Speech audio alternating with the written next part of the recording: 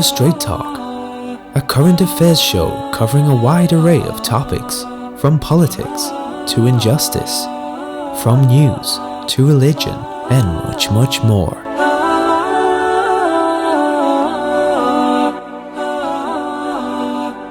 When it comes to us, there's no messing around. We give it to you straight from the heart, every single time. And so, without further ado, it's time to Straight Talk. Assalamu alaikum wa rahmatullahi wa barakatuh. You're listening to Middle Path Radio. Welcome to Straight Talk. I am your host Kamal Hussein. The show that discusses controversial issues, current affairs, news, issues that is affecting our community. Tonight we will be looking at some of the main headlines which was on the news. We will be discussing the Poppy Week and the visit by Sisi from Egypt. Alhamdulillah, we have our regular contributors to this show. So I'd like to welcome Brother Qudus Ali, who is a solicitor, and Brother Abdul Samad, our political activist. Assalamu alaikum. Wa alaikum salam wa rahmatullah. And tonight we have a special guest, Sister Sofia Ahmed. She will be joining us on the phone. She is a journalist, a writer, a campaigner, founder of Muslim Women Against Female, and a regular contributor to Huffington Post and independent newspaper. So stay tuned and join us in this interesting discussion. Call or text us on 074-77080248, or you can tweet us at Middle Path, which is one word, Middle Path. I want to start with Sofia Ahmed, inshallah. Assalamu alaikum. Assalamu alaikum, sister. Wa alaikum salam. Thank you for joining us. Thank you for having me on. Fantastic. For the benefit of our listeners, please give us a brief introduction regarding your campaigns, topics that you cover. Okay, it's not necessarily a campaign. I noticed over the past few years that the British Army and the British government had somewhat of an agenda to try and co-opt Muslims into joining this whole kind of idea of celebrating war heroes and getting more involved in militarism.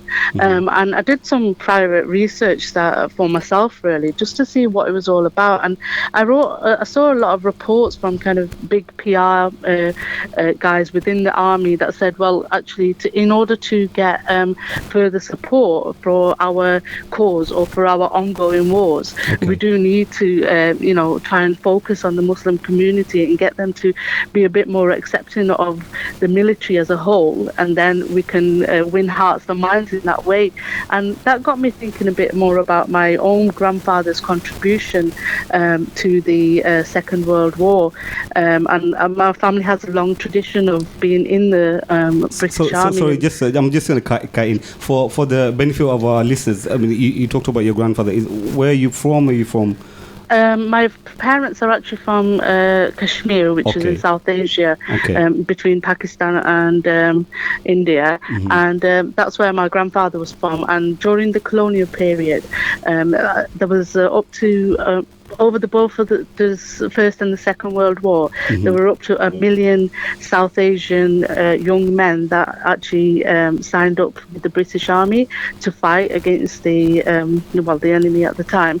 And so a lot of people from my parents' village or my ancestral village actually did join the war at the time, and they were all voluntary soldiers as well. So they volunteered to go and join the army and fight. Did they volunteer? Or were they forced? Sorry. I don't know about forced. I mean, I can't really say that they were forced, but these were very young, uneducated to the sense that they probably had primary school education. This was an occupying force. This was a colonial government that had been ruling over them for 200 years. And I don't think that, personally, from personal views, and from discussing this with adults within my family, they didn't know what they were getting themselves into. And my grandfather was 18 years old when he signed up, and he left his tiny village in the foothills of the Himalayas to go and fight a war. And he joined the Western Desert Campaign, which was based in Libya.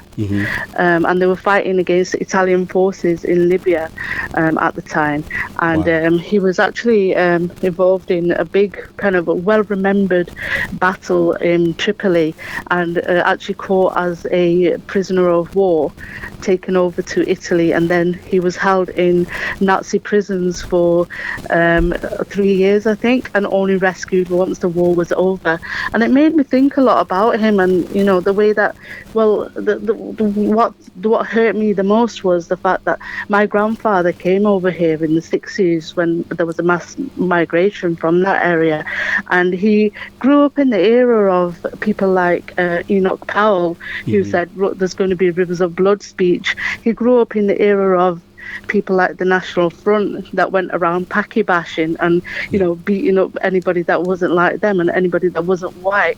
And I just think to myself, and I felt quite sad that their legacies are being pushed onto us now to say, oh, look, your grandfathers gave their lives for us and our freedom, and they were so supportive and, subservient to a certain extent to the British kind of foreign cause, and you should be like that now. But the thing is, for me, that wasn't the same. That wasn't the case.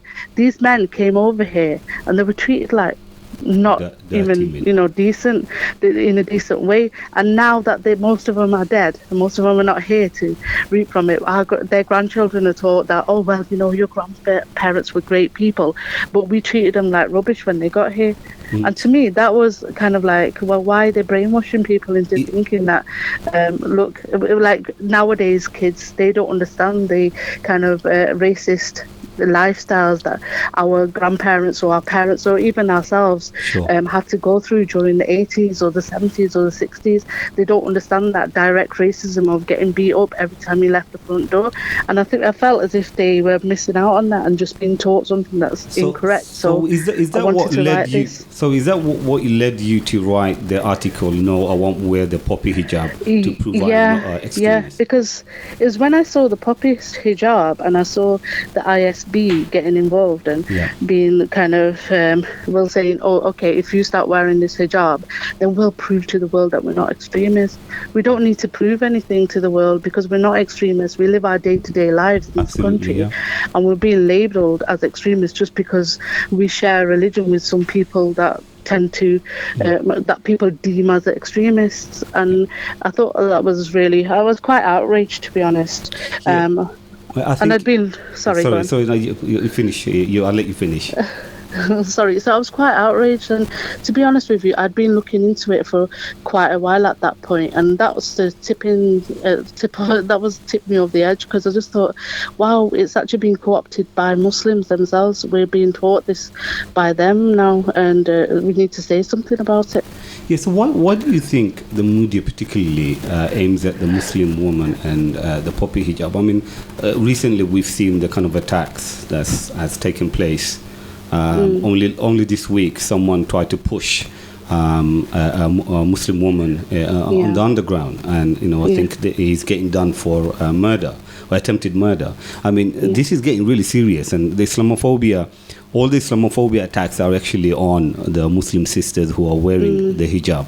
I mean, do why is it then they're pushing this poppy hijab and whatnot? I think that during, personally, from what I understand, is that in 2001, when they were gearing up to go to war in Afghanistan, one of the key fundamental things that they looked at and they focused on was this idea that women are oppressed because they wear this burqa. And that kind of over this decade or so, that has manifested itself in representing that if you wear a hijab, then you're one of those oppressed, beaten, downtrodden, controlled women that and that's something narrative that they've built up over the years that's come from that initial kind of attempt at justifying going into Iraq on some kind of weird feminist crusade that they went on.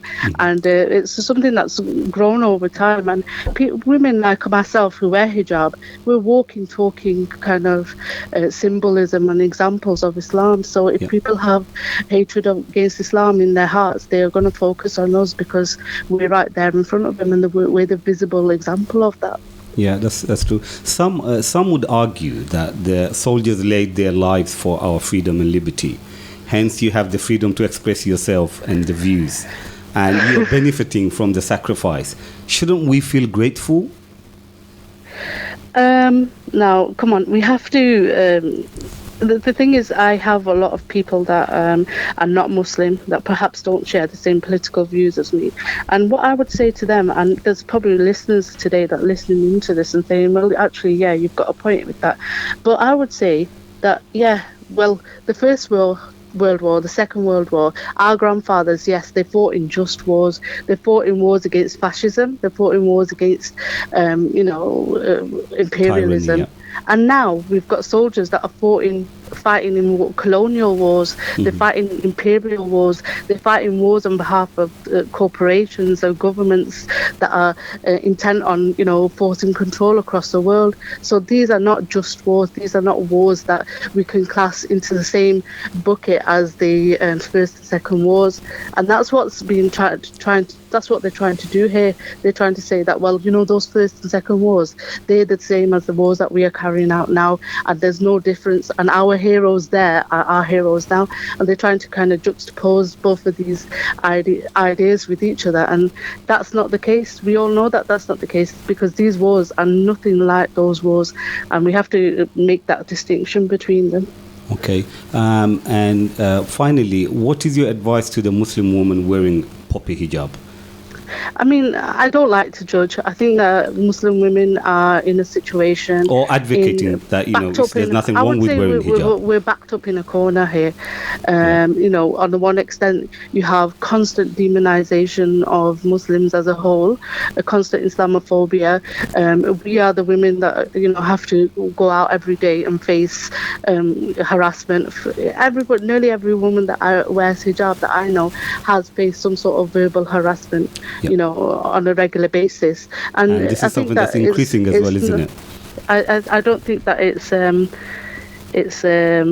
I don't think that it's very constructive to kind of put all the blame on women. I think that there's deeper kind of ideas and ideologies behind this hijab that we should be focusing on. But if a woman goes out, I know that Nadia that won the baking competition, she wore it. Now, can I look at her and say, well, why are you wearing it? Or would I go and physically say anything to her? No, I wouldn't, because she's famous for baking cakes. She's not necessarily going to understand the symbolism behind wearing something like that, or necessarily history. And I'm not being, I'm not suggesting that she doesn't know what she's doing. Mm-hmm. But what I am saying is that not everybody has the same kind of background or understanding about things. But it's our job to provide them with that different narrative and let them make their own decisions. So, do you think wearing a poppy is about personal choice? Or are we bullied in implicitly or explicitly in the following the crowd? You see, had it been before 2001 and the invasion of Afghanistan, had it been before Iraq, had it been before Libya, had people wore it before all of these kind of neo wars, that would have been a different thing. But what the poppy represents today, and what the British Legion will say to you that it represents today, is the fallen, is the army, the people that have died from the armies that have gone to war in all wars. And I'm against these wars. I stood out and walked against, there was 1 million people that actually marched against the Iraq war. So how can we now wear a poppy and say, well, actually that militarism that they took out at that point is fine. That's okay. We're going to wear these poppies and support those people. They shouldn't have been there in the first place. Fantastic. That's my take on it. Fantastic, thank you. Before you go, if people were to contact you, and how would they contact you? Maybe you can give your details. I'm on Twitter, but that's the best way to kind of they can contact me on Twitter. And okay, so what's your Twitter address? Sofia Ahmed 1. Fantastic. Jazakallah khair. Thank you for your contribution. I hope you can join us again in the future, much. Inshallah. Okay, assalamu alaikum. Assalamu alaikum wa rahmatullah. Okay, alhamdulillah. So we had a interesting point from our sister, who is Okay, sorry, I'm going to just have to quickly read out a text. And this text said, I totally agree with the Sister Sofia that I don't need to prove my loyalty to anyone. I feel Muslims are implicitly forced to wear the poppy, whereas no other citizens are. Interesting comment. Brothers, what's your take on that anyway? Yeah, I think what it is, it's very, very important that we understand some history behind this. What I intend to do is just give a brief historical account of how this all came about in terms of the Remembrance Day. And very quickly, I wanted to just define. You're listening to Brother Quddus, who's the solicitor, inshallah. Yeah. So basically, according to the Remembrance Day's website, they say, look, they're basically defining what is remembrance. They're saying remembrance is a day for the nation to remember and honor those who have sacrificed themselves to secure and protect our freedom. Now, as Muslims, whenever we do any kind of action, we have to refer back to Quran and Sunnah. Okay, so the criteria for us is just a simple poppy. We just put it on our coat. It means more than that. It means more than that. We have a reference point. What tells us something is right or something is wrong is Quran and Sunnah. Now, I'm not going to go into a fiqh discussion here. So this is our criteria. I just wanted to set a premise by which we judge things. Yeah. So our reference points, as I said, is the Quran and Sunnah. Now let's look at this issue. So this is to honor those who have sacrificed themselves to secure and protect our freedom. So what did they exactly do? If you look at the First World War, it was simply a massacre. Yeah, it was an agenda to destroy Islam and Muslims, destroy the Ottoman Empire. And basically, how on earth can a Muslim living in the 21st century not look into the history? But wasn't it about destroying the Ottoman Empire? Wasn't it that, it was their own issues that they were facing with Germany? They've had issues, but at the end of the day, if you look at the Sykes-Picot Agreement... If you look at the history, the reason I'm saying that, if you look at history, Ottoman Empire was just a footnote for them. Yeah. Yeah?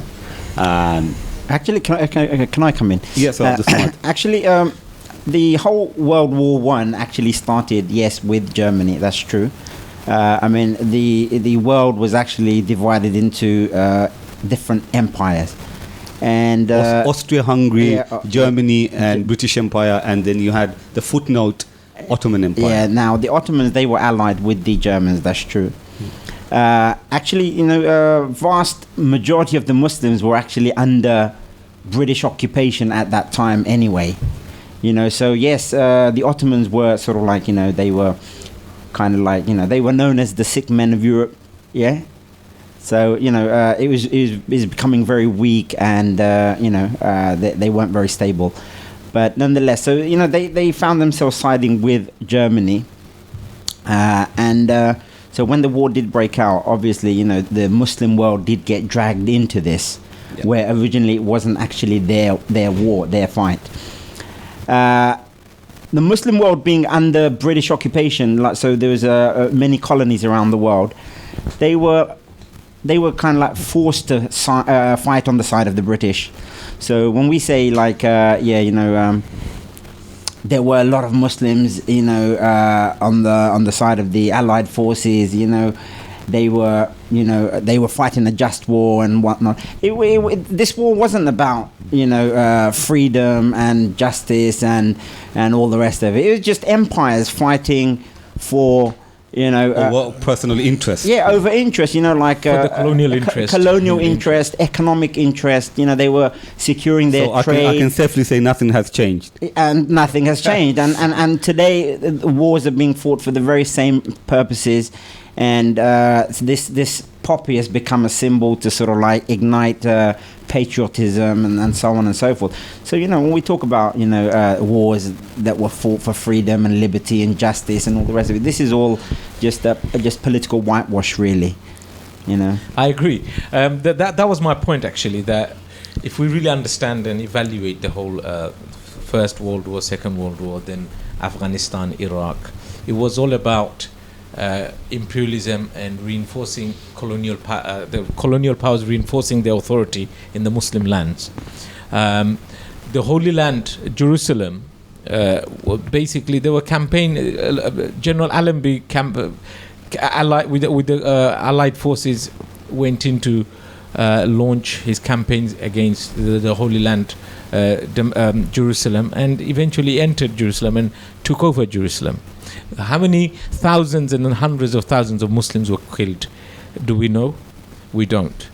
We don't know about the massacres that took place when British forces invaded Iraq and Baghdad and Syria. And then we had the Sykes-Picot Agreement. We had the Balfour Declaration. So this is the backdrop in which this Remembrance Day is being celebrated. And it's heavily pushed. It's heavily pushed, absolutely. The Prophet, we spoke to our sister, absolutely. So, Sofia Ahmed, and she was saying, look, this is something that is pushed by Muslim organizations. Absolutely. So just for the benefit of our brothers and sisters, the Prophet ﷺ said in a hadith that the blood of a Muslim is more holier than the Kaaba and its surroundings.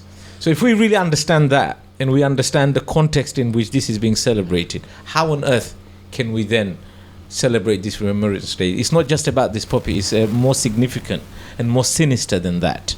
So in my view, we really need to understand this. I mean, I say as a Muslim, I mean, like if we look at World War One, have we actually benefited, or have we, we are actually the victims as Muslims. The fact that the Ottoman Empire, was destroyed. Now, what was the Ottoman Empire? That was the Islamic Empire, Islamic State that actually, even in its dying days, represented the Muslim Ummah at large.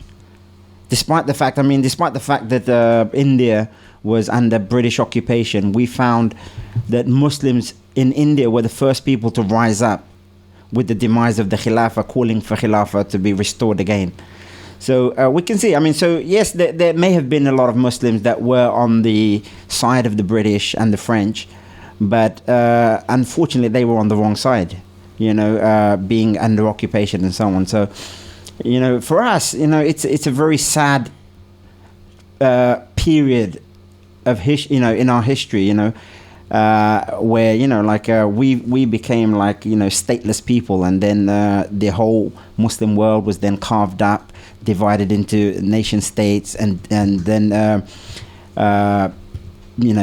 despots were imposed over us. So and look at our state today. Like Muslim world, what we see today, the occupation of Palestine and all these other, like Afghanistan, Iraq. This is what World War One and Two was about. This is what it's left us with. So, is it something that we really celebrate? I think one point that Sister Sofia Ahmed made is that look, her grandfather, took part. An 18-year-old, went in and fought. But you find that's something that they use to justify wearing of the poppy. They will promote this and say, look, it's not just the British soldiers, but it was also the Muslim soldiers that contributed. You should, you've got more of a reason. You have some reason to, celebrate. Like I said, Muslim soldiers, yes, there were a lot of Muslims that did, fight with the British, but what we did see is that Muslims were very reluctant to actually fight the Ottomans. We know about the mutiny that took place, where 800 Muslim soldiers that actually they refused to continue the fight when they realized that they were actually facing the Ottomans, i.e. the Muslims, and they understood that they refused to fight, and they actually turned their guns against the British themselves, and many of them were then later executed publicly, and many were imprisoned, and there were a few that also fled. So these, I mean, this is just one of those mutinies. There were several other mutinies that took place. So really, Muslims did realize that, some of the Muslims did realize that they were fighting on the wrong side, and they, Okay, I have a question before I come to you, Brother Quddus. Basically, a text that's been sent out. Sorry, can you please explain how the poppy signifies militarism and occupation, invasion of Muslim countries? So, how can Muslims really celebrate that? So I'll repeat that again. How can you please explain how the poppy signifies militarism and occupation, invasion of Muslim countries? So how can Muslims really celebrate that? Well, according to their own definition, it makes it very clear that Remembrance Day is a day for the nation to remember and honor those who have sacrificed themselves to secure and protect our freedom. So why do people wear poppy? That's the question, isn't it? Why do MPs, politicians, journalists, everyone that wears the poppy, our non-Muslim counterparts, why are they wearing it? They say they support the soldiers. Basically, is the named the one that are injured. So isn't it the family? I think doesn't that signifies militarism? The question that the person's raised in the text. Yeah. So how am I supposed to feel as a Muslim that here I am, I'm wearing a poppy while these armies that I'm supposedly supporting are actually now occupying, killing our brothers and sisters in Iraq, occupying Afghanistan, they're liberating. They're giving you democracy. But do you know how many hundreds and thousands of children were killed in Iraq, and Muslim children? For them, it's look. In Afghanistan, in war, Syria, you have collateral damage. In Syria, that's the way they view this. So how can we celebrate something which is so sinister and which is so close to home for us in terms of these are our brothers and sisters who have sacrificed their lives, at the hands of the Allied forces and the British and the French and the Americans, even now, who are fighting our countries. How can that be something right for the Muslims? As I said initially, our criteria is the Quran and Sunnah. So I mean, so we're saying that do Muslims really need to wear the poppy to show their loyalty? Because they will say, look, you live here, you've got a good education, if you're not working, you get the benefits and you get a lot of perks. Mm-hmm. But yet you guys. But why is the Muslim community targeted to wear the poppy? Whereas if you look at the other communities, Hindu, Sikh community, they wear it. But they don't. Some of them they don't wear it either. It's no big deal. Why is it becoming suddenly a Muslim issue? That's a very important question. I think maybe what you were saying is basically, if you look at Jon Snow and John Pilger, they refused to wear the poppy, and that's also something that's highlighted. But I mean, you can see that they. So you can see their understanding. There's a bit of bullying going around, isn't it? I mean, if you're not wearing one, then you're really questioned about your loyalty and all the rest of it. Yeah. And there are a lot of Westerners that do refuse to wear the poppy, actually,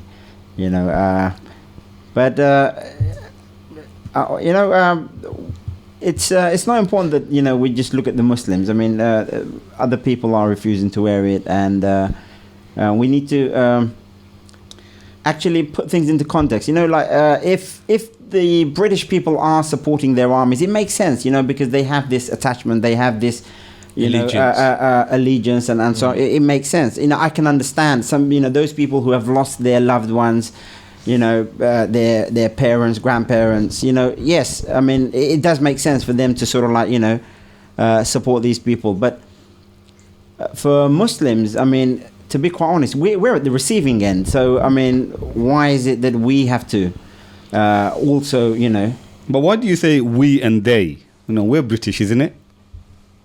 What do you mean by British? I mean, do you mean it to hold we've passport? Been born and brought up here. We've been educated here. But that doesn't make you British. And does it mean if you have a British? Sorry. We're just having some technical issues. Yeah, go for it. Yeah, what I was going to say. How do you define Britishness? I mean, we are brought up here. We're educated here. We go to university, we study, we work. That's not Britishness. Britishness carries certain identity, certain values. Okay, it carries these intrinsic values that are inherent in British society for the British people, for example. So, for example, they talk about democracy, they talk about secularism. These are British values. Okay, some countries are asking for repatriation. Should we seek this from Britain? Sorry, that's the question. Sorry, can you repeat the question again? Some country, I'll give you that. Some countries are asking for repatriation. Should we seek this from Britain? Okay, repatriation meaning giving back some of the. I think they're talking about the Queen's jewellery, her crown, and I think in is it Jamaica? Was it Jamaica or one of the countries? Basically, David Cameron was asked to apologise for the slavery and whatnot, but he went there and he built some more prisons, and I think there's a lot of discussion on like, look, they should say sorry for what they've done. So how do we, Yeah, the thing is, Britain in its colonial mission throughout should the they globe, pay back? They've really, done a lot of damage to, a lot of different people like Africa and Asia, and what we see in the Middle East even today is actually a legacy, of British colonialism, these things for Muslims, we really need to look into these things and really understand. And going back to the question you asked previously, like, shouldn't we be grateful for being here and whatnot? Really, we are here because of the damage that the British colonialism has done to our part of the world, and it continues even to this day to impose dictators and despots like we have in Egypt, for example, Sisi, and the fact that they're very close with tyrants in the Muslim world, and they make sure that it remains the way it is because they are benefiting from this. And so, and what good is sorry really going to say? I think our objective needs to be a bit broader than that. What is an apology? We need to really change the situation in the Muslim world. We need to work for, unity that we, once had in the Muslim world. We need to go back to our own ideology, own belief system, and really change the situation for ourselves, because Britain is not going to help. Britain and America, look, they've just gone into Iraq, Afghanistan, and they're making sure that the people there do not get the freedom that they actually, deserve. You understand? They're making sure. So we found in Egypt, for example, they quickly sort of like brought back in a military ruler after a so-called democratic election that took place, which they claim to be a champion of. They claim to be champions of democracy and freedom and elections and free and fair elections. But now they're getting very cozy with a despot, with Sisi, So you've just mentioned Sisi. That's the second question, really. Basically, Sisi. Sorry, I'm just. Actually, I just wanted to bring in a story of Musa alayhi salam. Yeah, Musa alayhi salam, he actually grew up in the house of the Pharaoh, and later on he departed for a while, and then he came back again. And upon his return, actually, Pharaoh wanted to remind Musa and say, look, have we not raised you and all the rest of it, and we've given you all these benefits, and you had a good life with us, haven't you? And Musa had to respond to this. And really, we're being asked the very same question here today. So how did Musa respond? So Musa actually reminded Pharaoh that, was it not because of your oppression that I ended up in your palace? And how do you answer the oppression that you actually caused upon my people, how you have enslaved my people, how you have killed my people, you know. So really, we ask the very same question to the British government or the British people who like to remind us of the favors that they claim that they're providing for us, and how their armies have fought for our freedom. Was it really our freedom that they fought for when they killed our mothers and our sisters? And they continue to do so even to this day. You touched on Sisi this week or last week, sorry. He visited UK and he visited David Cameron. There was a lot of outrage for the Muslim community.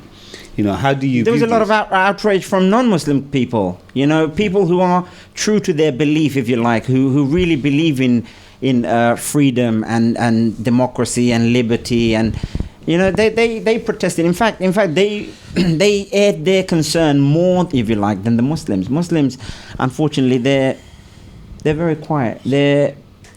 They're scared. They're not very political. They don't want to talk about these things.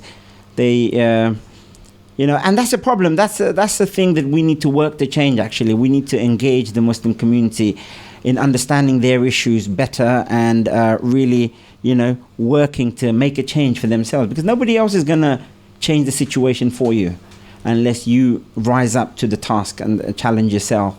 So I saw more non-Muslims showing concern about how Britain is getting very close with the dictator in the Middle East. So why do you think UK deals with dictators, knowing fully well the torture, the killing that is taking place in Egypt? They are very, very, fully aware. It's nothing new. I mean, Gaddafi and Tony Blair had a very cozy relationship, and Gaddafi is a well-known dictator who was ruling his country for 42 years or something like that.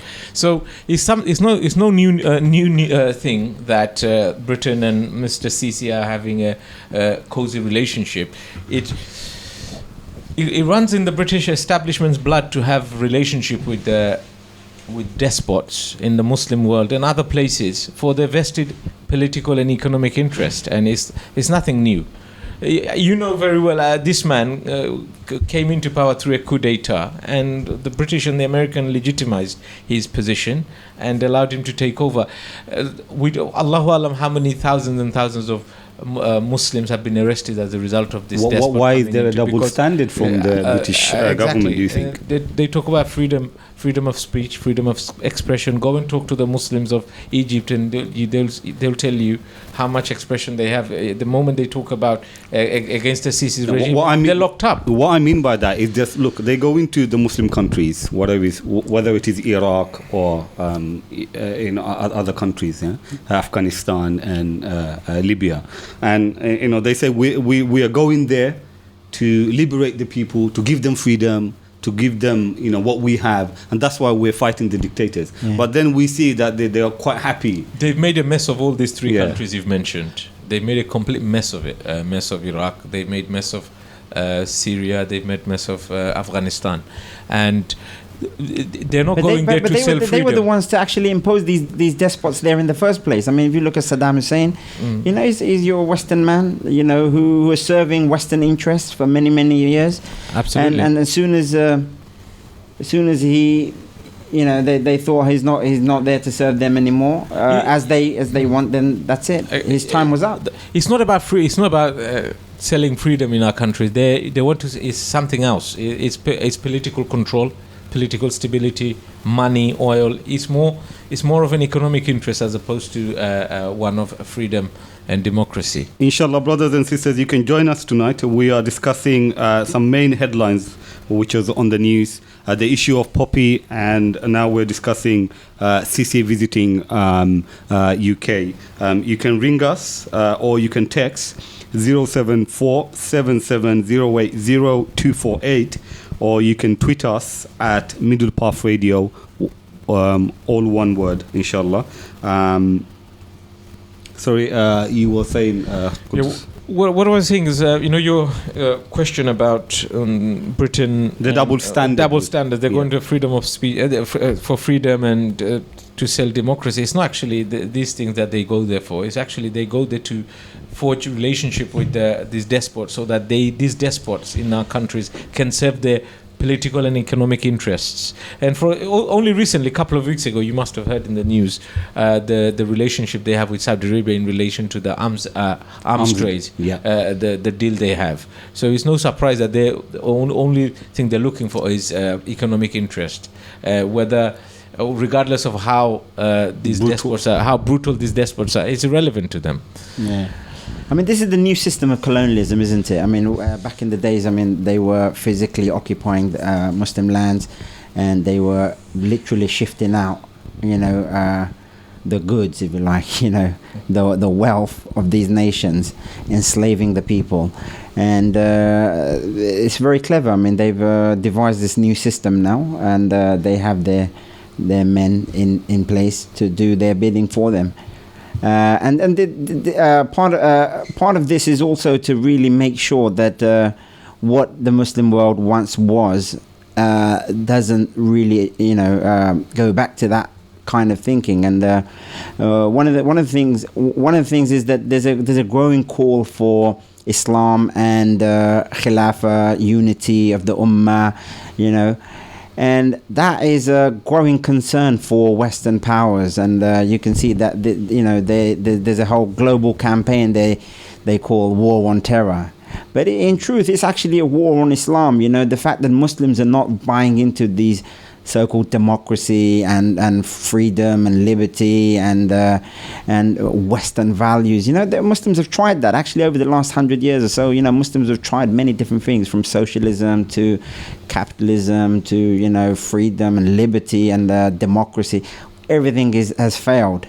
Everything has failed, and there is a growing call for Islam.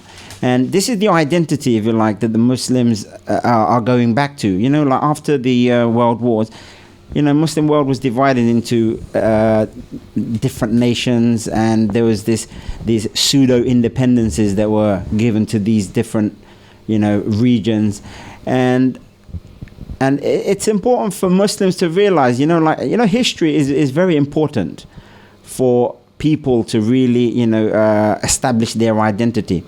And I'm from Bangladesh. I mean, if you go to Bangladesh, you'll find you talk to the people about their history, and really they only go back to 1971, I think, and before that they have no idea who they were and how they were and or anything, and that's it. It's as if they just appeared on the face of this earth since 1971, and that was the time that they became free and liberated. So you can see. Do you think the Western nations, they remind the people of their history and they celebrate it? So World War I, World War II, every year. That's right, and they're rolling out poppies. You will see people. People need to be connected to their history and the correct version of history. And one of the things that the colonial powers have done is successfully detached the Muslim Ummah from its history. So when we talk about identity, you'll find that the Muslims become very confused. They can't link to Islam. They link to nationalism or some tribalism or some region that they were maybe born in or their parents were born in.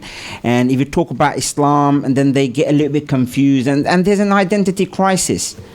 And I think it's through education that what is also a problem is that this sort of education is very much missing in our community, where we are not given a correct education in terms of our history and our identity, that we become confused. Looking at the Muslims here in the UK, you'll find that there's a lot of Muslims that are confused, unfortunately. They talk about British, then they talk about Muslim, and then they talk about Bengali, and then they talk about Pakistani. And they're a mishmash. They're really not clear. So you can see there's an identity crisis. And in all this, you will find that the British government is pushing for new loyalty, new identity, British Muslim, engage, with the system, partake in the system. Can I take? I've got a lot of questions coming through. Can I take one? Is that good? Yes, please. Can the panel discuss why the Muslim community is quiet about Sisi's visit, especially as it should be more of a concern to Muslims? What would your advice be for the Muslim community to do? Yeah, that's a very good question.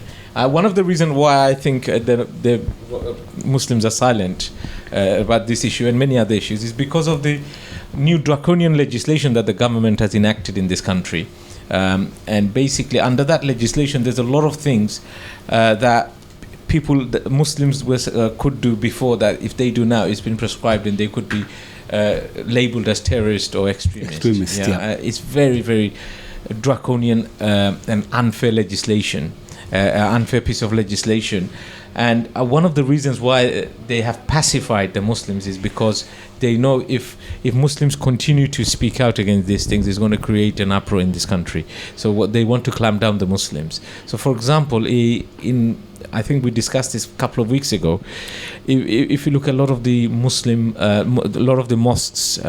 the khutbah speech is actually being checked by the prevent officers. Okay. Imams, before they are employed in a mosque, the panel before the panel can employ a committee panel can employ an imam, they'll have to get somebody from the prevent to come in to observe the interview, and it will be up to the Home Office prevent officer to decide. He will have the final say as to whether this person will be employed or not. This is very serious. Yeah. Children in school, Muslim children in schools are being targeted for being radicalized for saying simple things about Islam, about Muslims. So in this kind of environment, the text was saying, what can the Muslims do in the community, especially when you have people like these kind of dictators? So basically, the Muslims we need to, wherever we are as Muslims, we need to educate ourselves. We need to understand our reality. We need to learn about things around us, especially for example, on this issue, learn about the legislation, learn about our rights, because there are still some rights. If we educate ourselves on this issue, unite ourselves, and create pressure groups in dealing with this matter, only then can we confront and deal with this issue. Abdul Samad, how would you? I think the issue is. There's another way to look at it. One of the reasons why Muslims are not engaging is because generally Muslims are not very political. They've been detached from their sort of like politics, and this would go back to World War I, if you like, because there's no real political representation as a people for the Muslims, you see. And if you looking at Tower Hamlets, for example, what kind of politics are you advocating when you say they're not engaged in political activity? Oh, do you mean the mainstream politics? They do engage. I know thousands of Muslims that are engaged in mainstream politics. Yes, that's true. They're involved in Labour Party, they're involved in Conservative Party, Liberal Democrats, and even Bangladeshi politics, for example, especially in Hamlets. That's right. They're involved in Awami League and BNP this politics. Is why I wanted to. This is why I wanted to come back to. What is it that you're seeking? I wanted to come back to this issue about identity. Mm-hmm. What you'll find is that why Muslims did not speak out or raise any issues with Sisi, coming into United Kingdom, is because Muslims are not identifying with Islam and not seeing the issue of Egypt is actually a Muslim issue, a Muslim concern. Because they're viewing things from a very nationalistic perspective, you will find that they're ready to engage if it's Bangladeshi issue, for example, in the Bangladeshi community. Do you see? So, and it is an issue of identity, and when Muslims start to identify themselves as Muslims and they start to see the Ummah's, issues as their issue and their concern, then our whole approach to politics is going to change. And this is exactly what the British government is worried about. They're worried that the new generation of Muslims are becoming Islamic, where they're beginning to identify through the value system of Islam, and which means that they are actually not at all concerned about this nationalistic identity of Bengali or British or all. They're just seeing Islam. They care about Muslims of Afghanistan, they care about Muslims of Iraq, they must care about Muslims of Palestine, and they care about the Muslims of Egypt. And this is dangerous. This is a dangerous idea, if you like, as far as the British government is concerned. And this is why I say, we need a lot of education in our history so that we can connect and we can understand really what our true identity is, what our true values are, and what are the systems by which we govern for the last 1400 years. I think last month the government launched its controversial counter-terrorism strategy. It restated the definition of extremism as a much more broadly as vocal, and this is what he said. He says, as vocal or active opposition to fundamental British values, including democracy, the rule of law, individual liberty, the mutual respect, the tolerance of different faith and beliefs. So this is what he's defined as extremism. But yet. In as many weeks, the same government rolled out the red carpet for the Chinese president, what's his name? Xi Jinping. Sorry if I've got it wrong, whose government is guilty of large-scale human rights abuse. He invited the Egyptian dictator, which we're talking about now, to the Downing Street, and plus the Indian Prime Minister. Yeah, plus the Indian Prime Minister. I'm trying to find his name. Was Mr. Moody. Moody, yeah. And we can see, there was. It's very interesting because China obviously is known for its human rights abuses. So is India. Yeah. So why is Mr. Cameron?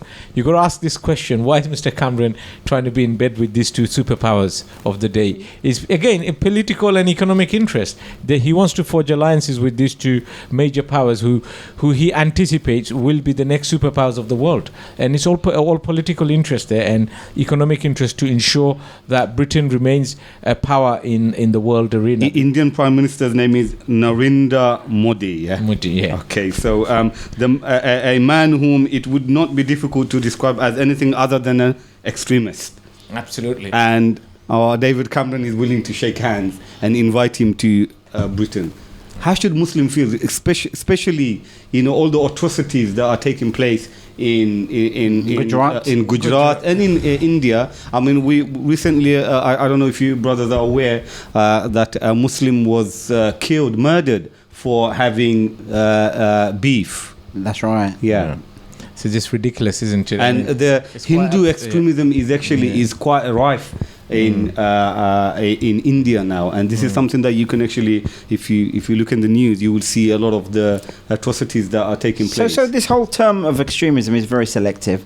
This whole, even British values, it's very selectively applied, and you can see this is absolutely politically motivated.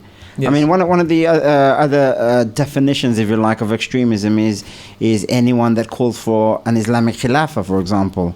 So if somebody believes and promotes and propagates Khilafah, he's an extremist. And what is a Khilafah? Khilafah is something that the Muslims lived by for 14 centuries. But come on, you'll have to maybe. I'm going to clarify a few things. I think because if you look at media, they're saying Caliphate or Khilafah is actually your ISIS version. Yeah, just to clarify, I don't think any Muslim is against the non-Muslim counterparts, the indigenous population. We're not against the indigenous population. This is very, very important that we clarify this. In fact, we have so much to offer the non-Muslim counterparts in this country that if they were to embrace our ideology, they will prosper. So when we talk about, when you mean by embrace your ideology, do you mean Islamic State here? No. This okay. is again another clarification. Clarify, another clarification. Very, very important point. Our mission isn't to establish Khilafah in this country or any of the European country thus far. Okay. What we're calling for and is the Muslims in the Muslim countries to create awareness in this country that Muslims should not compromise their values. What my brother Samad was talking about, that Muslims should be politically active in ensuring that they deal with and address all the issues of concerns, and they need to look at the history to go back to the flourishing history they have and connect to that. This is what we're referring to, because unless we do that, we will remain politically inept, as he said. And this is why a lot of the issues, political issues, are not being addressed by the Muslim community, purely because they cannot connect with the Ummah. And one of the reasons why they can't is because of all these draconian legislation and laws that have been passed. So what we need to do, Muslims, my advice to myself and the Muslim community is that we need to engage. We need to be aware. We've got a couple of minutes, so can we... And enter into intellectual discourse like this. For example, the issues you raised that ping came from China, and there's human rights abuses there. These are the things we need to expose the government on and say, look, you're double standards. And, so engage in intellectual discourse on many issues like this, or sisi, for example. So this is very, very important for the Muslim community to engage in and educate its Abdul Samad, your last words, please. My last words, I think... perhaps I'll just repeat some of the things that I've said. I think we definitely need a lot of education in our history, because that is the thing that is really going to consolidate our identity in terms of who we are. I see there's a massive sort of crisis amongst Muslims, identity crisis, especially again, looking at the youth, for example, they're very confused. They don't know, they're not sure, where they belong. They can't identify very well. They can see a lot of attack coming from the British government and so on and so forth. And Islam appeals to them, but unfortunately, it's not clear even at this point. At this point in time, they really need to study their history, understand, their civilization. Inshallah, Jazakallah khair. We had a very interesting discussion today. We were discussing the issue of poppy, and we're also discussing Sisi's visit to UK. Inshallah, you can listen to us. You can download the podcast on YouTube, and you can join us in Twitter. Inshallah, again, many thanks to our panels, especially to our listeners. I hope you can join us next week for another exciting evening at Straight Talk. If you couldn't join us for this discussion, you can inshallah follow us and continue with the discussion. Thank you for listening. This is Middle Path Radio. Assalamu alaikum wa rahmatullahi wa barakatuh.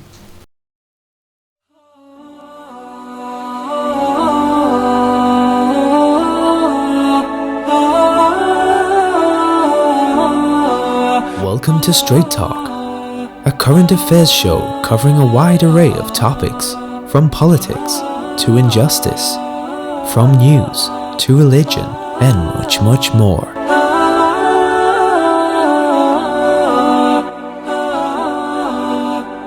When it comes to us, there's no messing around.